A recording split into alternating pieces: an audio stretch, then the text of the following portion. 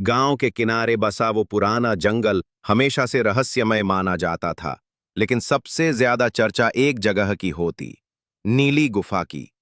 कहते हैं वहां कोई गया तो लौटकर कभी नहीं आया। अर्जुन, एक 14 साल का जिज्ञासु लड़का, हमेशा किताबों में खोया रहता था, खासकर रहस्यमयी जगहों और खजानों की कहानियों में। जब उसने नीली गुफा की कहानी सुनी तो उसका मन वहां जाने के लिए बेचैन हो उठा। एक दिन जब सूरज ढलने ही वाला था, अर्जुन अपनी पीठ पर एक टॉर्च, पानी की बोतल और नोटबुक लेकर जंगल की ओर निकल पड़ा। पेड़ों की सरसराहट और अजीब सी खामोशी के बीच उसने गुफा का रास्ता खोजा। जैसे ही वो नीली गुफा के पास पहुंचा, उसे एक ठंडी हवा का झोंका महसूस हुआ। गुफा की दीवारों से हल्की नीली रोशनी निकल रही थी।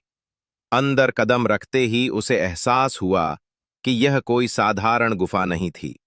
दीवारों पर अजीब से चिन्ह उकेरे हुए थे, जैसे कोई प्राचीन भाषा हो। अचानक एक चमकदार पत्थर उसके पैरों के पास लुढ़कता हुआ आया।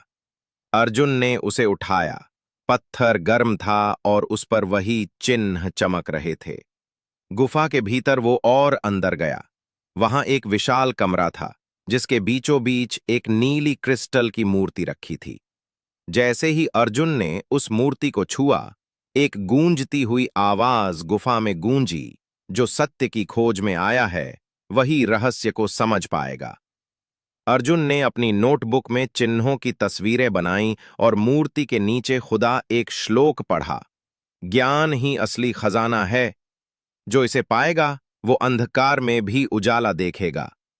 अर्जुन को समझ आया कि ये गुफा कोई खजाना छुपाए नहीं थी, बल्कि ज्ञान और साहस की परीक्षा थी।